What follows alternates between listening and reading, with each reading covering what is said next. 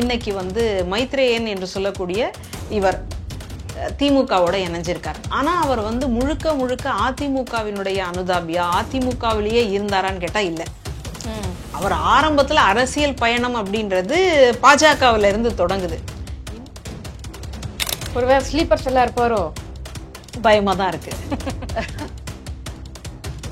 இதுல அதிமுகவுக்கும் ஏதாவது பின்னடைவு இருக்குமா? ஏன்னா பாத்தீங்க அப்படின்னா அன்வராஜா வந்தாரு, இப்ப மைத்ரேயன் வந்திருக்காங்க.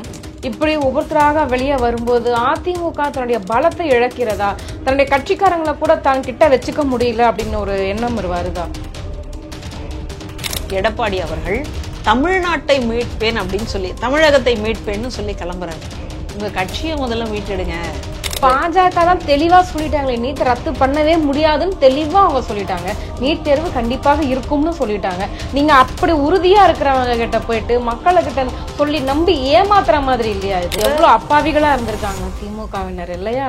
ரொம்ப அப்பாவிகளா இருந்திருக்காங்க. நம்புனாங்க, ஜனநாயக நம்பி இருக்காங்க. ஒரு பெரிய நம்பிக்கை வந்து இருந்திருக்கு. நடிகர் விஜய் அவர்களை பொறுத்த வரைக்கும் ஒரு கூட்டம் வருது அப்படின்னா விஜய் நடிகர் அப்படின்றதுக்காக வருதா, அரசியல் தலைவர் அப்படின்றதுக்காக வருதா? மக்கள் சேவை இருக்கு அப்படின்னு சொன்னா மக்களை எந்த அளவுக்கு அவர் வந்து சந்திச்சிருக்காரு. பரந்தூர் விமான நிலையத்து சம்பந்தமா அங்கேயும் போயிருக்காரு. லாக்அப் டெத் சம்பந்தமா சமீபத்துல ஒரு போராட்டம் ஆர்ப்பாட்டம் ஒண்ணு நடத்தினாரு. இவங்க துப்புரவு தொழிலாளர்களை சந்திச்சு பேசியிருக்கிறாரு. அவருடைய கடமையை அவர் பண்ணிட்டு தானே இருக்காரு ஒரு கட்சி தலைவராக. சரி, ஒரு அறிக்கையை கொடுக்கும் பொழுது அதுல அவரே தான் கொடுக்கிறாரா இல்ல யாராவது எழுதி கொடுத்து கொடுக்கிறாரா? இந்த மாதிரியான குழப்பங்கள் இன்னைக்கு வரைக்குமோ கலை யதார்த்தம். ஸ்டாலின் அவர்கள் மேடை பேச்செல்லாம் நீங்க பாத்திருப்பீங்கன்னு நினைக்கிறேன். அவரே சொந்தமா எழுதி பேசுவார் நினைச்சிட்டு இருக்கீங்களா? ராமர் புத்தி சுவாதீனமற்றவர் அப்படின்ற பேச்சு இதெல்லாம் இப்போதைக்கு தேவையா? எதுக்கு ஒரு இந்திய இறையாண்மையை அடுத்தவங்களுடைய நம்பிக்கையை ஏன் கொச்சப்படுத்தணும்? சொந்த காசுல சூன்யம் வச்சுப்பாங்கன்னு இல்லையா, அந்த இடத்துக்கு வந்து கவிஞர் வைரமுத்து தள்ளப்பட்டார் அப்படின்றதுதான் உண்மையை தவிர.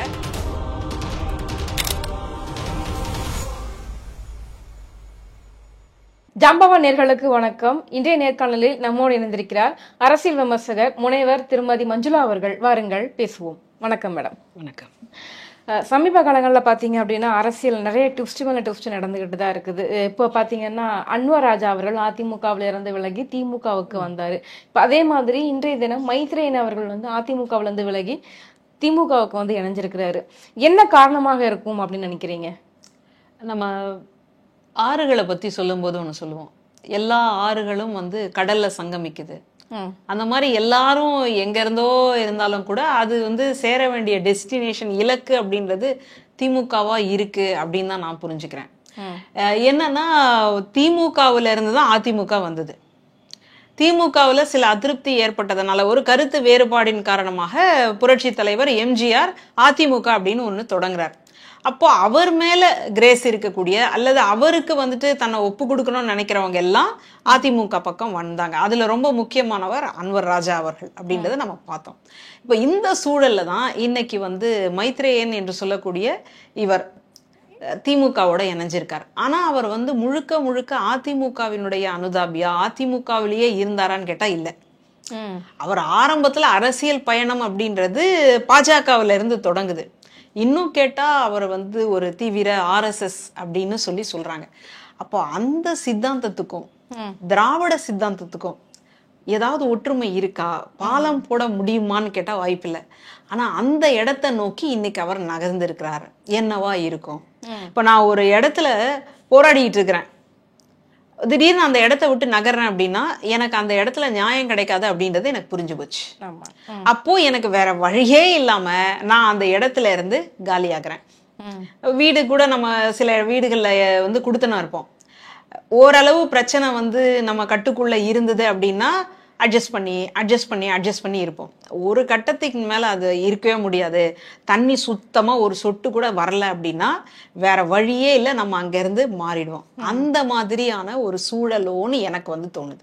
ஓகே, இப்போ அவருடைய பாஜகவினுடைய பயணம், அதுக்கப்புறம் அவர் அதிமுகவுக்கு வந்தது. அப்போ அம்மா இருந்தாங்க, ஜெயலலிதா அம்மையார் இருந்தப்போ இவர் வந்துட்டு எப்படி எந்த இடத்துல உட்கார வைக்கணும், எந்த பதவியில கொடுத்தா சரியா இருக்கும் அப்படின்னு 3 தடவை வந்து அவர் ராஜ்யசபா எம்பியாவே வந்துட்டு இருந்திருக்காரு அப்படின்னு சொல்லி பாக்குறோம். இப்போ இந்த சூழல்ல தான் இன்னைக்கு அவருக்கு அந்த இடம் கிடைக்கல, இல்ல அந்த இடம் கிடைக்கிறதுக்கான வாய்ப்பு இல்ல அப்படின்னு நினைச்சிட்டு இந்த பக்கம் வந்திருக்கிறாரா.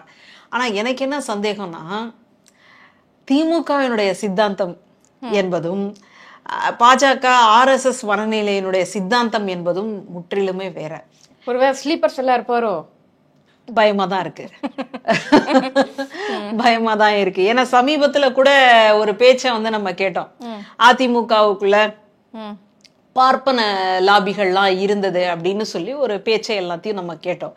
இப்போ திடீர்னு இப்படியான ஒரு மைத்ரேயன் என்று சொல்லக்கூடிய வலதுசாரி சிந்தனை கொண்டிருக்கக்கூடிய ஒரு நபர் வந்து திமுகவுக்குள்ள நுழையிறது அப்படின்றது ஒருவேளை அந்த திமுகவை வந்துட்டு ஆட்டங்காண செய்யுமா?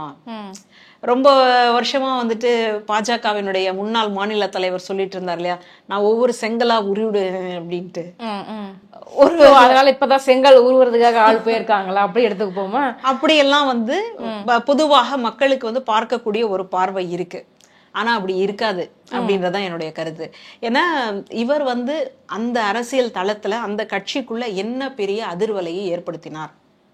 இப்ப ஒருத்தர் வந்து ஒரு கட்சியில இருந்து இன்னொரு கட்சிக்கு போறாங்க அப்படின்னா, ஐயோ நம்ம கட்சியை சார்ந்த இவங்க போறாங்களே, ஒரு பதட்டம் ஏற்பட்டு அவங்களை எப்படியாவது நம்ம வந்துட்டு மறுபடியும் சேர்த்துக்கணும், ரீடைன் பண்ணணும் அப்படின்னு சில மூவ் வந்து எடுப்பாங்க. கட்சியினுடைய தலைமை அந்த மாதிரியான ஒரு நடவடிக்கையை எடுக்கும். அந்த மாதிரி ஏதாவது நடந்ததா? இல்ல. அப்போ இவர் வந்து அந்த அளவுக்கு அரசியல்ல ஒரு பெரிய தாக்கத்தை ஏற்படுத்துவாரா? ஒரு தேர்தலையாவது இவர் நின்று இருக்காரான்னு பார்த்தா இவர் வந்து ராஜ்யசபா எம்பியா இருக்கிறாரே தவிர, அதாவது நியமன எம்பி தான். ஒரு தேர்தல்ல நின்று, ஒரு சட்டசபை தேர்தலையோ அத மாதிரி நின்று அவர் வந்திருந்தா கூட அவர் வந்து அந்த கட்சிக்குள்ள என்ன பெரிய சலசலப்பை ஏற்படுத்துவார் அப்படின்னு புரிஞ்சுக்க முடியும். ஆனா இதை வைத்து பார்க்கும் பொழுது ஒரு மருத்துவராக அவர் ரொம்ப வெற்றி வாய்ந்த சக்சஸ்ஃபுல் டாக்டர் அப்படின்னு தான் சொல்லுவாங்க. ஒரு மருத்துவராக இருந்து அவர் தன்னை அரசியலுக்கு ஒப்பு கொடுத்து இப்படி மாறி மாறி வந்ததுல அவர் இன்னைக்கு மக்கள்கிட்ட பயங்கரமா பேசப்படுகின்றார். அதாவது நெகட்டிவ் கமெண்ட்ஸ் வந்து அவருக்கு நிறையவே வருது அப்படின்னு தான். இதுல அதிமுகவுக்கும் ஏதாவது பின்னடைவு இருக்குமா? ஏன்னா பாத்தீங்க அப்படின்னா அன்வராஜா வந்தாரு, இப்ப மைத்ரேயன் வந்திருக்காங்க. இப்படி ஒவ்வொருத்தராக வெளியே வரும்போது அதிமுக தன்னுடைய பலத்தை இழக்கிறதா, தன்னுடைய கட்சிக்காரங்களை கூட தான் கிட்ட வச்சுக்க முடியல அப்படின்னு ஒரு எண்ணம் வருதா? தமிழகத்தையே மீட்போன்னு கிளம்பிட்டு இருக்காரு அவரு. அவரை போயிட்டு இப்படி பேசுறீங்களே நீங்க. இப்ப பாருங்களேன், இவர் எதிர்கட்சி தலைவராக இருக்கக்கூடிய எடப்பாடி அவர்கள் தமிழ்நாட்டை மீட்பேன் அப்படின்னு சொல்லி, தமிழகத்தை மீட்பேன்னு சொல்லி கிளம்புறாரு. உங்க கட்சியை முதல்ல மீட்டெடுங்க. இப்போ இவங்க எல்லாம் அங்க இருந்து அந்த இதுல இருந்து பாசறையில இருந்து கிளம்பி வராங்க அப்படின்னா பார்க்கக்கூடிய பொதுமக்களுக்கு என்ன தோணும்? என்னங்க கட்சி இது மாநிலம் அதை பத்தி எல்லாம் பேசுறீங்க, கட்சிக்குள்ள என்ன நடக்குதுங்க? கட்சிக்குள்ள முதல்ல உங்களை வந்து தலைவராக எடுத்துக்கிட்டாங்களா? கட்சிக்குள்ளேயே எடுத்துக்கல அப்படின்னு சொன்னா மாநிலத்துல எப்படிங்க மக்கள் தலைவரா உங்களை எடுத்துப்பாங்க அப்படின்னு சொல்லி அவருக்குள்ள இன்னைக்கு ஒரு பெரிய அழுத்தம் என்பது இருக்கு. அந்த அழுத்தத்தை வந்து அவர் என்ன சொல்லி மாத்திக்க போறாரு, இல்ல என்ன சொல்லி அவர் ஆறுதல் அடைய போறாரு அப்படின்றது நமக்கு தெரியல. அதுல இன்னொரு பக்கமும் நீங்க பார்க்கணும், திமுக ஆட்சியில வந்து பாத்தீங்கன்னா கடந்த இந்த 5 ஆண்டு காலத்துல மிகப்பெரிய நிறைய பிரச்சனைகளையும் சவால்களையும் சிக்கல்களையும் தான் வந்து சந்திச்சுக்கிட்டு இருக்காங்க. இப்ப நிறைய மக்களுடைய மனநிலை என்ன அப்படின்னா, சட்டம் ஒழுங்கு பிரச்சனை அதிகமாக இருக்குது, ஆணவ கொலைகள் ஒரு பக்கம், எங்க திரும்பினாலும் போராட்டங்கள்லாம் ஒரு பக்கமாக இருக்கு. இப்படி எல்லாம் பார்க்கும்போது பரவாயில்ல, இதுக்கு அதிமுகவே பரவாயில்ல அப்படின்னு நினைக்க தோணுது இல்ல? சரி, அதிமுகவுல சட்டம் சீரா இருந்தது, அதிமுகவுல எந்த கொலையும் கொள்ளையும் நடக்கல, அதிமுகவுல மாநில சுயாட்சி பாதுகாக்கப்பட்டது, அதிமுகவுல வந்து இந்த மதவெறிக்கான எந்த முகாந்திரமும் இல்லை அப்படின்னு உறுதியா உங்களால சொல்ல முடியுமா? எப்பவுமே ஒரு கட்சி வந்து ஆட்சியில இருக்கு அப்படின்னா ஒரு ஆளுங்கட்சியின் மேல ஒரு அதிருப்தி என்பது இருக்கும். நீங்க என்னதான் நல்லா நடத்தினாலும் ஏதாவது ஒரு அதிருப்தி அப்படின்றது இருக்கதான் செய்யும். நான் இல்லைன்னு மறுக்கல. இப்ப நீங்க சொன்னது போல திடீர்னு அரசு ஊழியர்கள் வந்து போராட்டத்துல இறங்குறாங்க. எங்களுக்கு வந்து பழைய ஓய்வூதிய திட்டம் வேணும் அப்படின்னு சொல்லி இறங்குறாங்க. என்னங்க நீங்க தானங்க தேர்தல் வாக்குறுதியில இதெல்லாம் நிறைவேற்றுறோம்னு சொல்லிட்டு இன்னைக்கு எதுவுமே பண்ணலையேங்க அப்படின்னு ஒரு பக்கம். மகளிர் உரிமை தொகையில எல்லாருக்கும் கிடைக்கும்னு சொல்லிட்டு இப்போ ஒரு குறிப்பிட்ட சிலருக்கு தான் அப்படின்ட்டு இப்போ மறுபடியும் எல்லாருக்கும் கொடுக்குறோம். இப்படி ஒரு கொள்ளற்படிகள் நடக்குது அப்படின்னா நிர்வாக சிக்கலா, நிர்வாக சீர்கேடா அப்படின்னு மக்கள் கேட்கறது எல்லாமே நமக்கு புரியுது. ஆனா இதுக்கு முன்னாடி இருந்த ஆட்சியில அந்த மாதிரி எதுவுமே இல்லையா? தூத்துக்குடியில நடந்த துப்பாக்கி சூடு ரொம்ப பெரிய அவமானம். தமிழ்நாட்டுக்கு அந்த முதல்வரை பார்த்து கேட்கறாங்க, என்னங்க இப்படி துப்பாக்கிச்சூடு நடந்திருக்கே அப்படின்னு கேட்டா, நானே தொலைக்காட்சியை பார்த்து தான் தெரிஞ்சுக்கிட்டேன் அப்படின்னு அன்னைக்கு இருந்த முதல்வர் எடப்பாடி அவர்கள் பேசுறார். அப்போ சட்டம் ஒழுங்கு அப்படின்றது எப்படியா இருந்திருக்குன்றத பாத்துக்கோங்க. இன்னைக்கு வந்து நம்ம சட்டம் ஒழுங்குன்னு பேசுறோம் இல்லையா, அது தவறான ஒரு வார்த்தைன்னு நான் நினைக்கிறேன். அது தவறான ஒரு சொல்லாடல். சட்டம் ஒழுங்கு இங்க என்னவா இருக்குன்னா, அப்பா மகனுக்கு பிரச்சனை, சொத்து பிரச்சனை, இந்த மாதிரி நடக்கக்கூடிய கொலைகளை வந்துட்டு சட்டம் ஒழுங்கு பிரச்சனை அப்படின்னு கொண்டு வர முடியாது. அதாவது ஒரு தனிப்பட்ட விவகாரம் அப்படின்னு சொல்லுவோம் இல்லையா, அதுக்குள்ள வந்துட்டு நம்ம சட்டம் ஒழுங்கு பிரச்சனை அப்படின்றது கொண்டு வரவே முடியாது. அப்போ இந்த சூழல்ல அதுக்காக தமிழ்நாட்டுல பாலாரா ஓடுது, தேனாரா ஓடுது, அப்படிதான் இருக்கு நீங்க சொல்றத பார்த்தா. அப்படியெல்லாம் நான் சொல்ல வரல. அப்போ ஒரு அதிருப்தி என்பது இருக்கு. அதிருப்தி இருந்தா நம்ம தமிழ்நாட்டை பொறுத்த வரைக்கும் திமுக இல்ல அதிமுக இப்படிதான் வந்து போயிட்டு இருக்கு. இல்ல திமுக அடுத்தது, இல்ல அதே அதிமுக அடுத்தது அப்படின்னு வரும். இப்ப மக்கள் வந்துட்டு நீங்க சொன்ன மாதிரியே ரொம்ப அதிருப்தியில இருக்கிறாங்க. அதனால அதிமுகவுக்கு போடலாம் அப்படின்னு நினைக்கிறாங்க. எதை நம்பி போடுவாங்க?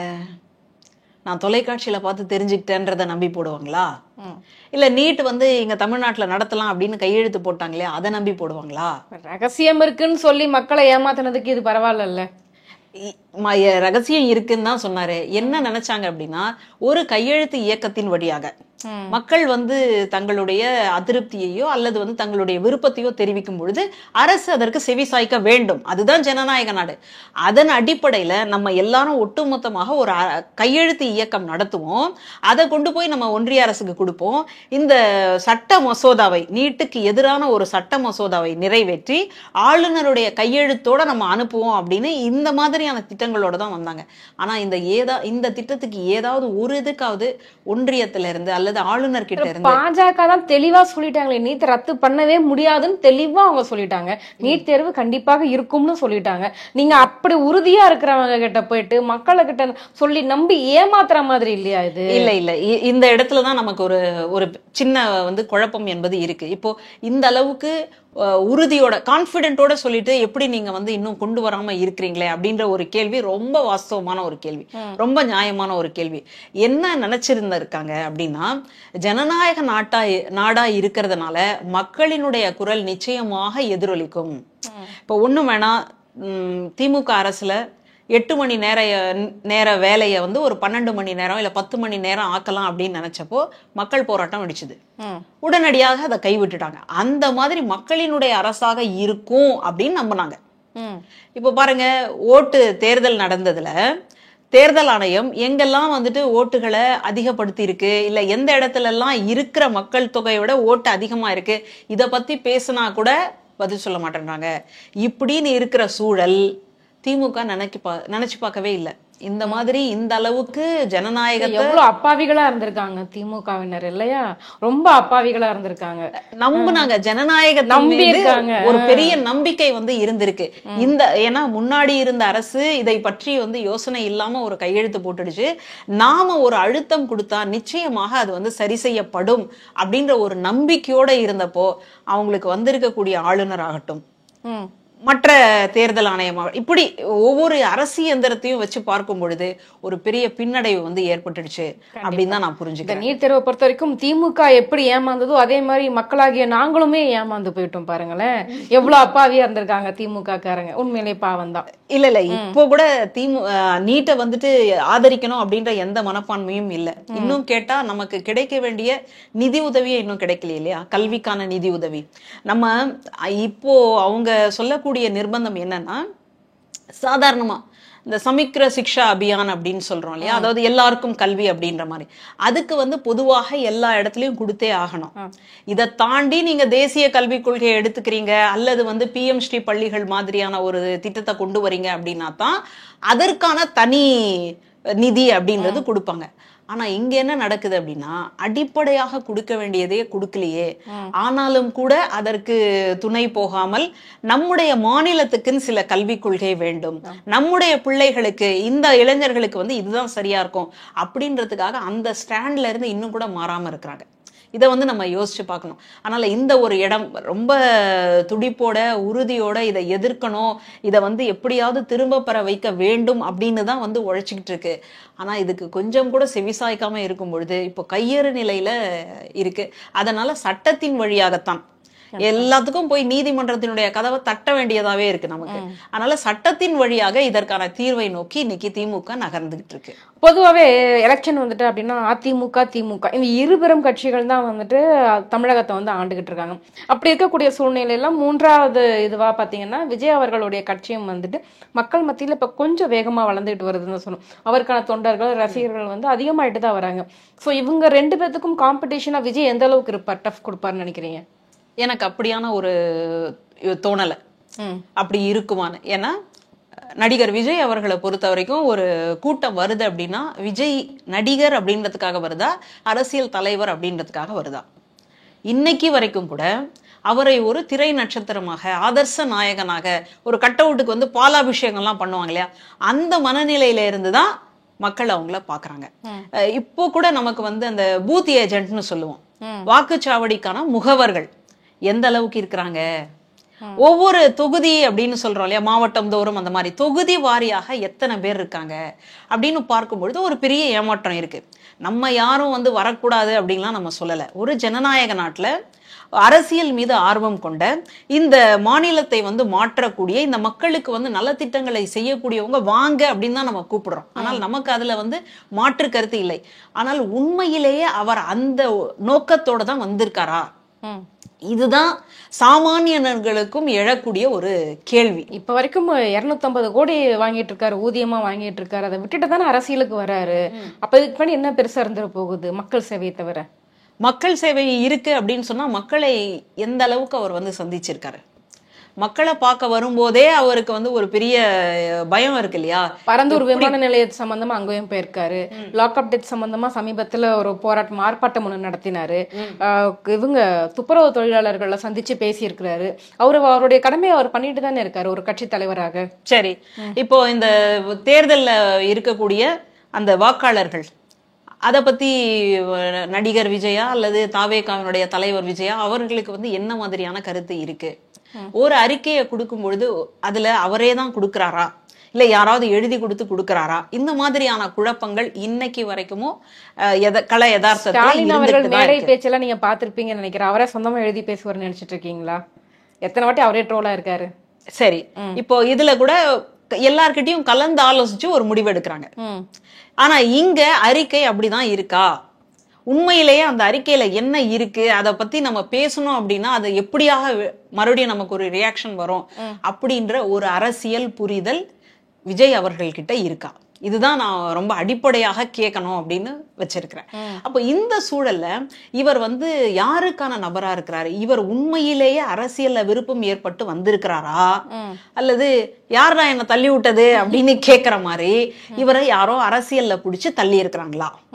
அப்போ இவரை யாரோ அரசியல்ல புடிச்சு தள்ளி இருக்கிறாங்க அப்படின்னா என்ன நோக்கமா இருக்கலாம்னா திமுகவினுடைய ஓட்டை வந்து கொஞ்சம் செதறடிக்கலாமா, கொஞ்சம் இந்த பக்கம் திருப்பிக்கலாமா? அப்போ இவர் என்ன முகமாக பார்க்கப்படுவார் அப்படின்னு கேட்டா ஒருவேளை சிறுபான்மையினுடைய மீட்சி நாயகராக, அல்லது வந்து அவர் நடிக்கக்கூடிய படங்களின் வழியாக அவரை வந்து ஒரு புனிதராக பார்க்கக்கூடிய ஒரு தன்மை, அப்படியான ஒரு வாக்குகள் வருமா, ஓட்டு வந்து அப்படி வந்து வருமா அப்படின்னு கேட்டா அவர் ஒரு மதில் மேல இருக்கிற பூனை மாதிரி. அந்த பூனை இந்த பக்கம் வலது கை பக்கம் குதிக்குமா இடது கை பக்கம் குதிக்குமான்னு யாருக்குமே தெரியாது. அந்த மாதிரி இவர் வந்து வந்துட்டாரு தேர்தல் கட்சிக்குள்ள. இவர் தேர்தல்ல நின்னதுக்கு அப்புறமா தான் இவருக்கான ஓட்டு வங்கி என்ன அப்படின்றதே தெரியும். இன்னும் கூட பள்ளிக்கூடத்து பிள்ளைகள்லாம் ஆர்வமா இருக்கிறாங்க, என் தலைவன் என் தலைவன். ஆனா அவங்களுக்கு ஓட்டு போடக்கூடிய உரிமை இல்லையே, 18 வயசானதானே. அப்ப அதையெல்லாம் நம்ம கணக்குல எடுத்துக்கிட்டு இவருக்கு ஓட்டு வங்கி இவ்வளவு இருக்கும், இவர் இவ்வளவு ஓட்டு வாங்கிடுவார் அப்படின்னு சொல்றதுக்கெல்லாம் வாய்ப்பே இல்லை. அதனால எங்கேயாவது ஒரு சின்ன அளவுல வந்து ஓட்டுகளை வந்து சிதறடிக்க கூடிய வேலையை வேணா செய்வாரே தவிர மூன்றாவது அணியாக உருவெடுப்பார் அப்படின்னு எனக்கு தோணல. ஏன்னா அவர் சிஎம் கேண்டிடேட்டா பேசிக்கிட்டு இருக்காங்க, நீங்க என்ன மூன்றாவது அணி கூட இல்லை அப்படின்னு சொல்லிட்டீங்க. எனக்கு கூட ஒரு ஆசை இருக்குங்க, ஜெயலலிதா அம்மையாருக்கு அடுத்ததாக ஒரு பெண்ணாக ஒரு தமிழ்நாட்டினுடைய ஒரு முதல்வராக நான் வந்து விட மாட்டேன்னு எனக்கு ஆசை இருக்கலாம். ஆனா நிலவரம் என்ன, உண்மை என்ன, யதார்த்தம் என்னன்னு ஒண்ணு இருக்கு இல்லையா? அவருக்கு அந்த மாதிரி இருக்கு. எல்லாரும் வந்த உடனே வந்து முதல்வரா வரணும் அப்படின்னு சொன்னா இது திரைப்படம் கிடையாது, இது களம், இது யதார்த்தம். ஒவ்வொருத்தரும் வந்து அந்தந்த கட்சிகளுக்குள்ள உட்கார்ந்து எந்த அளவுக்கு தொண்டு பண்ணியிருக்காங்க, எந்த அளவுக்கு மக்களை சந்திச்சிருக்காங்க, எந்த அளவுக்கு அந்த கொள்கைகளை உள்வாங்கி அதை கொண்டு போய் மக்கள் கிட்ட சேர்த்து இருக்கிறாங்க அப்படின்றத புரிஞ்சுக்கணும். நம்ம எப்போ பார்த்தாலும் புரட்சி தலைவர் எம்ஜிஆரை கொண்டு வந்து நிறுத்துறோம். எம்ஜிஆர் எடுத்த உடனே முதல்வராக வரவில்லை, அதுதான் புரியவே மாட்டேங்குது. சில லாரிகளுக்கு பின்னாடி எழுதியிருப்பான், என்னுடைய உயர்வை பார்க்காதே என்னுடைய முயற்சியை பார் அப்படின்னு. அந்த மாதிரி எம்ஜிஆர் எம்ஜிஆர்னு ஒரு ஐக்கானை வந்து நம்ம சொல்றோம், இல்லைன்னு மறுக்கல. அவர் முதல்வரா வந்ததுக்கு அப்புறமா இறக்குற வரைக்கும் அவர் தான், நம்ம அதுக்கு வந்து மாற்று கருத்து இல்லை. ஆனால் அவர் எத்தனை வருஷம் திமுக அல்லது அண்ணாவினுடைய பயிற்சி பட்டறையில எத்தனை வருஷம் அவர் வந்து பயின்று இருக்கிறார் அப்படின்றத நம்ம பார்க்கணும். அவருடைய படங்களின் வழியாக ஒரு எதிர்நிலை கதாபாத்திரத்தை அவர் ரொம்ப செஞ்சதே இல்லை. கிட்டத்தட்ட ஒரு மினிமமா ரொம்ப .1 அப்படின்னு வேணா நீங்க சொல்லிக்கலாம். அந்த அளவுக்கு தன்னுடைய பிம்பத்தை அவ்வளோ அழகா கட்டமைச்சிருக்கார். அந்த மாதிரி உங்களுக்கு உண்டா? பெண்களை வந்துட்டு எப்படியான ஒரு நிலையில அவர் வந்து சொல்லியிருப்பாரு. அப்படி அவர் ஆரம்பத்துல இருந்தே நான் இங்க வரப்போறேன், இந்த கட்சி அதாவது அரசியல் ரீதியாக நான் வரப்போறேன், ஒரு தலைவனாக என்ன நான் நிறுத்த போறேன் அப்படின்னு சொல்றதுனால அவருடைய பாடல்கள்ல எல்லாம் கூட ரொம்ப கவனம் எடுத்துக்கிட்டவர். இப்படி அவர் தன்னை ஒவ்வொரு நிலையில இருந்து கட்டமைச்சு கொண்டு வந்து நிறுத்தி இருக்கிறார். அந்த மாதிரி உங்களுக்கு என்ன இருக்கு? நீங்க உங்களுக்கு எதுவும் இல்லை அப்படின்னு சொல்லல, இல்ல இருக்கக்கூடாதுன்னு சபிக்கல. அந்த மாதிரி நீங்க என்ன செஞ்சிருக்கீங்க? ஒரு அடிப்படையில இருந்து வாங்க, நீங்க வரக்கூடாதுன்னு சொல்லல, அந்த புரிதலோட வாங்க. இப்போ எடப்பாடி அவர்களை திராவிடம்னா என்னன்னு கேட்டா புராணம் படிச்சவங்களை கேளுங்கன்னு சொல்லும்போது அது எவ்வளவு பெரிய அவமானமா இருக்கு இல்லையா? ஒரு கட்சியினுடைய தலைவர், பொதுச் செயலாளர், அவருக்கே அண்ணா திராவிட முன்னேற்ற கழகத்துல இருக்கக்கூடிய திராவிடம் அப்படின்னா என்னன்னு தெரியலன்னா அப்ப எப்படி நினைக்கிறது? இந்த மாதிரி இருக்கக்கூடிய நபர்கள் மக்களுக்கு என்ன செய்வாங்க? இதுதான் நம்முடைய கேள்வி. இப்போ என்னுடைய வாதத்தினுடைய இறுதி கேள்வியா அவனு கேட்கணும். வைரமுத்து அவர்கள் சமீபத்துல பேசிய ஒரு பேச்சு, ராமரை பற்றி, ராமர் புத்தி சுவாதீனமற்றவர் அப்படின்ற பேச்சு, இதெல்லாம் இப்போதைக்கு தேவையா? எதுக்கு ஒரு இந்திய இறையாண்மையை அடுத்தவங்களுடைய நம்பிக்கையை ஏன் கொச்சப்படுத்தணும்? இது வந்து ஒரு சரியான ஒரு கேள்வி. இன்னொருத்தருடைய நம்பிக்கையை காயப்படுத்துவதற்கு நமக்கு எந்த உரிமையும் கிடையாது. அதை முதல்ல நம்ம தெளிவுபடுத்திக்கணும். இப்போ எந்த இடத்துல இருந்து அவர் பேசுறார்? கம்மன் கழகம்னு சொல்லக்கூடிய ஒரு மேடை, சென்னை கம்மன் கழகம்னா ஒட்டுமொத்தமா எல்லாருக்கும் ஒரு பெரிய எதிர்பார்ப்பு இருக்கும். யார் பேசுறாங்க, என்ன தலைப்பு போயிட்டு இருக்கு, யாருக்கு வந்து விருது கொடுக்குறாங்க அப்படின்னு ஒரு பெரிய அதுல எதிர்பார்ப்பு இருக்குன்னு வச்சுக்கோங்களேன். அந்த இடத்துல இவருக்கு ஒரு விருது கிடைக்குது. அந்த விருதுக்கு அப்புறமா இவரை வந்து சொற்பொழிவாற்ற சொல்றாங்க. இவர் ஆற்றும் பொழுது அது கம்பனுடைய மேடை என்பதனால் கம்பராமாயணத்தை மேற்கோள் காட்டுறார். இவர் என்ன நினைச்சுக்கிறாருன்னா, அது எந்த பகுதினா வாலி வதைப்படலம். வாலிக்கும் ராமனுக்கும் சண்டை, நேரடியான சண்டை இல்லை, வாலிக்கும் சுக்ரீவனுக்கு தான் சண்டை. சுக்ரீவனுக்கு உதவி செய்யறதுக்காக ராமன் போறான். ஆனா வாலிய நேர்ல நின்று அம்பு போடலை, மறைஞ்சிருந்து ஒரு மரத்துக்கு பின்னாடி ஒளிஞ்சிருந்து அம்பு போடுறான். அப்போ அந்த அம்பு வந்து இவனுடைய மார்புல தச்ச உடனே அவன் அதை எடுத்து பார்க்கறான். எவன்டா இப்படி, நான் என் முன்னாடி யாருமே வர்றதுக்கே பயப்படுவான், எவன்டா இப்படி போட்டான் அப்படின்னு எடுத்து பார்த்தா ராமன்னு எழுதியிருக்கு. அட பாவி, உங்க அப்பா யார் தெரியுமா? உங்க அப்பா வந்து கொடுத்த வாக்கை தான் வந்து சொன்னோம், 2 வரம் கொடுக்கறேன்னு சொன்னேன், அந்த வார்த்தையை வந்து காப்பாத்தணும் அப்படின்றதுக்காக செத்து போனவர். உன்னை காட்டுக்கு அமிச்ச உடனே அவரால் அந்த புத்திர சோகத்தை தாங்க முடியாம செத்து போனவரா? அவர் இல்ல உங்க அப்பா. உன் தம்பி இருக்கானே பரதன், தனக்கு வந்து அரசாட்சி, ஏன்னா ராமனை வந்து காட்டுக்கு அமிச்சிட்டு பரதனுக்கு தான் அரசாட்சி அப்படின்னு அவங்க அம்மா கேட்டாங்க. அதை கூட வேணான்னு சொல்லி உன்னுடைய பாதுகையை தானே அந்த சிம்மாசனத்துல உட்கார வச்சு ஆட்சி பண்ணிட்டு இருக்கிறான், அவனுடைய அண்ணனாடா நீ. இப்படி போய் ஒரு தர்மமே இல்லாம என்ன மறைஞ்சிருந்து போய் நீ அம்பு போட்டிய, நீ வீரனா அப்படின்னு அடுக்கடுக்கா கேள்வி வைக்கிறான். நான் என்ன உன் நாட்டிலேயா இருக்கிறேன், உன்னுடைய அதிகார எல்லைக்கு உட்பட்ட நான் இருக்கிறேன், நீ என்ன அரசனா, நீ காட்டுக்கு தானே வந்திருக்கிற அப்படின்னு வரிசையா வந்து கேள்விகள் வைக்கும்போது இப்ப அவன் ஒரு பதிலுக்கு வரான். எதனால இப்படி நடந்திருக்கும்? இப்படி ஒரு நல்லவனுடைய மகன், இப்படி ஒரு நல்லவனுடைய அண்ணா, இவன் ஏன் இப்படி தப்பு பண்ணான் அப்படின்னு கேட்டா ஒண்ணு நடந்திருக்கும். சீதையை வந்து ராவணன் கடத்திட்டு போயிட்டான், அபகரிச்சுட்டு போயிட்டான். அந்த சோகம் தாங்க முடியாம, அந்த வருத்தம் தாங்க முடியாம என்ன பண்றோன்னே தெரியல. குழந்தைங்க ரொம்ப கோவப்பட்டுச்சு, இதுவா இருந்ததுன்னா போட்டு எல்லாத்தையும் உடைக்கும். அதோட பரிசு பொருளா கூட இருக்கும், அது போட்டு உடைக்கும். அந்த மாதிரி உன்னுடைய மனைவியை வந்து பிரிஞ்சதுக்கு அப்புறமா, பிரிச்சுட்டு போனதுக்கு அப்புறம் உனக்கு என்ன பண்றதுன்னே தெரியல. செய்கை திகைத்தனை போலும். அந்த திகைத்தனை அப்படின்ற ஒரு வார்த்தையை எடுத்துக்கிறார். அந்த திகைத்தனை அப்படின்றதுக்கு என்ன பண்றோம்னு தெரியாம பண்றாங்க. தடுமாற்றம், மனம் வந்து தடுமாற்றம் அடைஞ்சிருச்சு, அப்படியே பேதலிச்சு போயிட்டாங்க அப்படின்னு பல்வேறு பொருள்கள் இருக்கு. இவர் அந்த பொருளை சொல்லி ராமனை இழிவுபடுத்தணும் அப்படின்றது இவருடைய நோக்கம் இல்லை. இவர் என்ன நினைக்கிறார் அப்படின்னா, ராமாயணத்துல இருக்கக்கூடிய அந்த பாட்டுக்கு, கம்பராமாயணத்துக்கு வந்து நான் ஒரு பொருள் சொல்றேன், அந்த பொருளின் வழியாக எனக்கும் கம்பராமாயணம் தெரியும், எனக்கும் அந்த பொதுவாக திராவிட சிந்தனையாளர்கள் வந்து கம்பராமாயணத்தை தூக்கி பிடிப்பது இல்லை, அவங்களுக்கு சில மன வருத்தங்கள் உண்டு. ஆனா அந்த கம்பராமாயணத்துல சில பாடல்கள் அதுல சேர்ந்தது கிடையாது அப்படின்னு ரசிகமணி டிகேசி என்பவர் அதை வந்து இதெல்லாம் கிடையாது அப்படின்னு சொல்லும்போது புரட்சி கவி பாரதிதாசன் தான் சொல்றாரு, இதெல்லாம் சொல்றதுக்கு நீங்க யாரு, அது ஒருத்தருடைய படைப்பு, அதுலலாம் நீங்க இந்த மாதிரி பேசாதீங்க, இதெல்லாம் கம்பருடைய சாயலா இருக்கு, இதெல்லாம் கம்பருடைய சாயலா இல்லை அப்படின்னு அவர் பிரிச்சு எடுத்துட்டு வரும்பொழுது திராவிட கொள்கை சார்ந்த புரட்சி கவி பாரதிதாசன் தான் சொல்றாரு, இதை சொல்றதுக்கெல்லாம் உங்களுக்கு கிடையாது, உங்களுக்கு எதுவுமே இல்லை அப்படின்னு சொல்லி சொல்றாரு. அப்போ திராவிட பற்றாளர்கள் இலக்கியமாக அதை பாக்குறாங்க, அவங்களுக்கு மாற்று கருத்து இல்லை. அதை தாண்டி அவரவர்களுடைய நம்பிக்கையும் அவங்க ஒன்றும் சொல்றது இல்லை.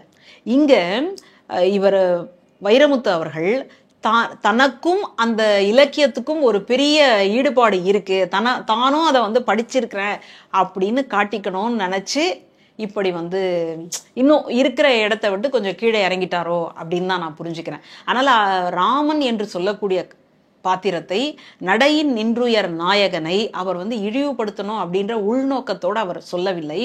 இன்னும் கேட்டா தனக்கு இருக்கக்கூடிய அந்த அரசியல் அறிவு, தனக்கு இருக்கக்கூடிய சட்டம் சார்ந்த நுணுக்கம், அதை வந்து சொல்லணும் அப்படின்னு விரும்பியிருக்கார்.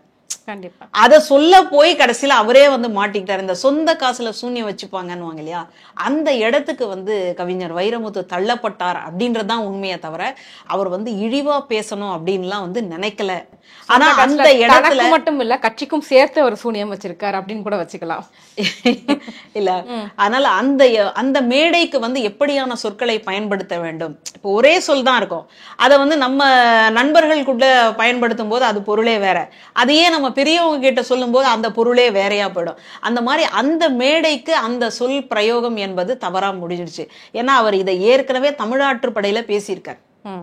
இது இப்ப புதுசா பேசினாருன்னு இல்ல, தமிழாற்றுப்படையில பேசியிருக்கார். அது வந்து ஆவணப்படுத்தவும் பட்டிருக்கு அப்படின்றதுதான் விஷயம். ஆனா அப்போ எழாத ஒரு கருத்து, எதிர்மறை கருத்து இப்போ ஏன் வந்திருக்கு அப்படின்னா அந்த மேடை, அந்த மேடையில அவர் அந்த வார்த்தையை மட்டும் தவிர்த்து இருக்கலாம். மற்றபடி கம்பருடைய அந்த பாடல்கள் வரிகள்ல அது இருக்கு, அது இல்லை அப்படின்லாம் இல்லை. அதனால எனக்கு வந்து கம்பராமாயணம் படிச்சிருக்கேன், எனக்கு வந்து கம்பராமாயணம் தெரியும், நான் வந்து இதுல எல்லாம் வந்து புலமை வாய்ந்தவனா இருக்கிறேன் அப்படின்னு தன்னை நிரூபிக்கணும்னு நினைக்கிறார். இப்போ ஒரு இடத்துக்கு போறோம் அப்படின்னு சொன்னா, உங்க ஊர்ல உங்க தாத்தாவுக்கும் எங்க தாத்தாவும் நண்பர்களா இருந்தாங்க அப்படின்னு சொல்லிப்பாங்க இல்லையா, அந்த மாதிரியான ஒரு இடத்துக்கு வந்து கடைசியில இன்னும் கீழே இறங்கிட்டாரே அப்படின்றதுதான் நம்முடைய ஒரு வருத்தம். கண்டிப்பாக எது எப்படிப்பட்டதாக இருந்தாலும் ஒருத்தர் மதத்தையோ ஒருத்தருடைய நம்பிக்கையோ வந்துட்டு இழிவுபடுத்தி விட்டார் அப்படின்ற ஒரு பேச்சுதான் வாதமா வந்து நிக்குது. பகிரங்கமாக மன்னிப்பு கேட்கணும் அப்படின்னு சொல்லிட்டு பாஜக தரப்புல வந்து கோரிக்கை வச்சிருக்கிறாங்க. நிறைய போராட்டங்களும் வந்து நடந்துகிட்டு இருக்குது. காலம்தான் பதில் சொல்லும் என்ன நடக்குது அப்படின்னு. எங்க கேள்விகளுக்கு ரொம்ப சிறப்பாக பதில் சொன்னீங்க. நன்றி.